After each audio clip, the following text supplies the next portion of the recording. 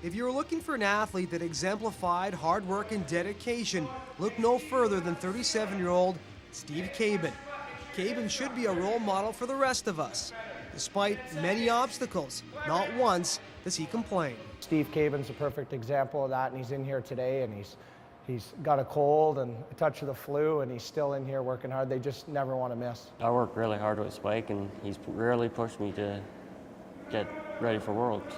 Steve is training extremely hard to get ready for his 4th World Special Olympic Championships, which will take place in South Korea. It's really exciting to go to a new competition and meet new friends and see how their competition is, and if it's really good. And I think it'll be exciting to see other people, meet new friends.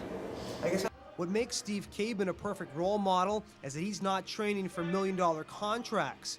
He's competing for the love of the sport, camaraderie, and helping others. My competition would be good if I stay focused and help the others and help them out. That's why I love them coming in here, because this is what I've started here, this service that I provide. That's what it's all about, you know, bringing people in and having them work together in a team environment. It's all about the other team. It's about your team. If you want to help your team out, you can help them out.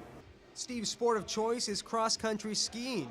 He's a great skate skier and has won several medals. He's won so many, he doesn't even know how many he has. I can't count them all, but there's lots in my room. He's so hungry, and he's been there before, and he's back again, and he's hungrier than ever. I just started skate skiing and helping the others, having fun. I don't get nervous at all. And why is that? I stay focused and just do my own thing.